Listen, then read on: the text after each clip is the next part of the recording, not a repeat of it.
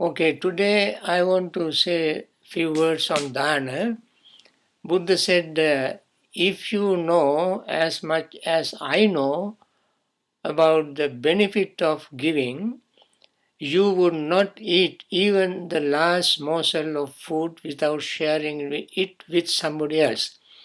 This is very, very wonderful statement, and it is actually a giver who enjoys the gift and uh, becomes happy than the one who receive it. The recipients may not remember the gift as much as you remember.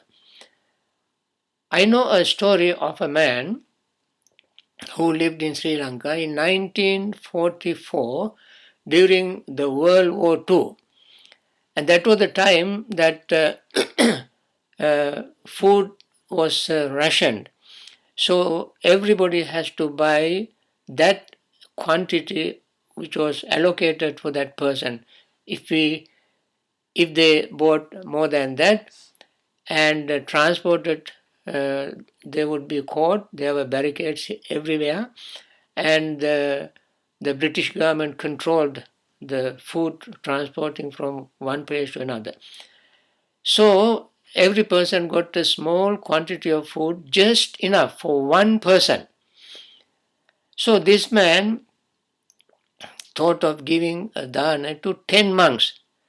You know, the quantity he receives was hardly enough for himself, and yet his intention of giving was so great that he thought of giving dana to 10 monks. What he did, he collected little bit of rice, maybe 1 teaspoonful of rice every day, 1/2 teaspoonful of dal every day, little pinch of salt, little pinch of chili, and one small dry fish, and so forth. He collected for the entire year, and then now he had enough to give dana to 10 monks. Now, the problem is not giving, but finding the recipients, because that was the time Japanese had come to Sri Lanka and dropped a bomb. And dropped, of course, ended on mental hospital, and all the mental patients ran here and there. So, but the monks in Colombo area left Colombo. This man, however, was so intent. He thought, definitely I will be able to find 10 monks. But how to find them? So he thought the best way to find them is to go to bus stop. If a monk comes to catch a bus, I catch the monk. So he saw a monk coming towards the bus to catch the bus. Then from a distance, he said, Venerable sir, please help me. This monk said, Mister, are you crazy? I am trying to help myself. I have nothing to give you. And he began to, he turned away and started going back. This man followed the monk, and the monk sped up. This man also increased his speed and ran after him. The faster the man ran, the monk ran even faster than that. Then finally this man said, Venerable sir, I want to give you something. Then the monk stopped. Then this man slowly approached him and said, Venerable sir, I want to give dana to 10 monks. This monk said to this man, Mister, you are really crazy. How can we find 10 monks? Even I am also going out of this town to save my life. This man said, Venerable sir, please don't say that. I have a car. I bring my car and you come with me, because if I go alone, since monks don't know me, they may not accept my invitation. If you go with me, probably they will accept my invitation. Please come.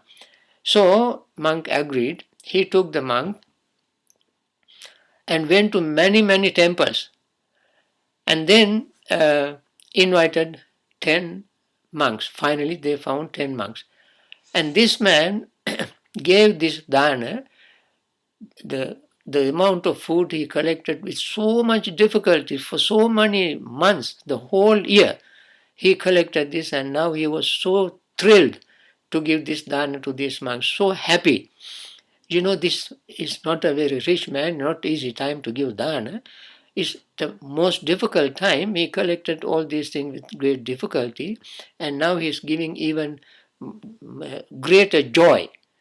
He was giving, sharing. And then this happened in 1944.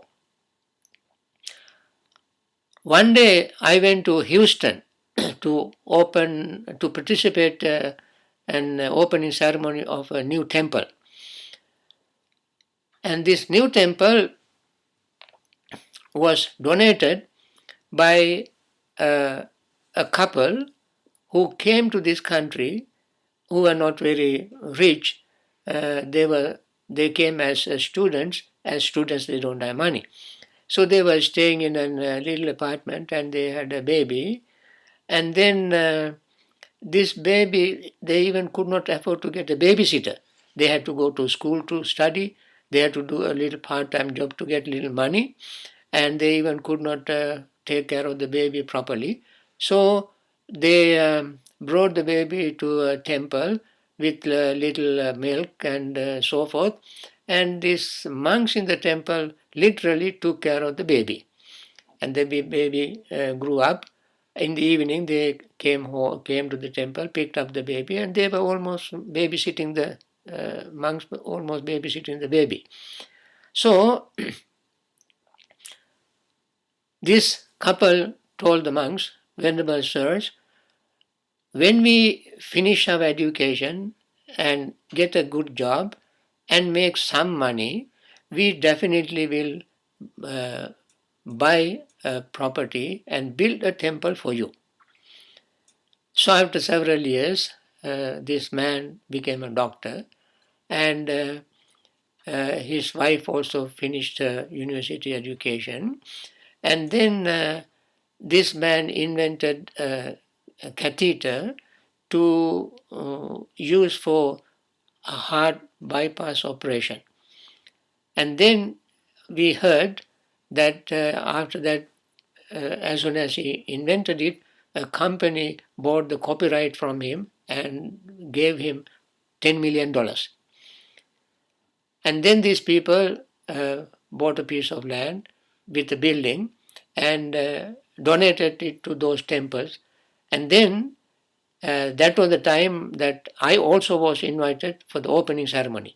And this man who donated the dana, gave dana to 10 monks, also was here. And he is the father of this young woman who married to this later became man called doctor. And then at that meeting, I met this man who gave this dana in 1944 and told me this story. The way how he gave dana at the most difficult time.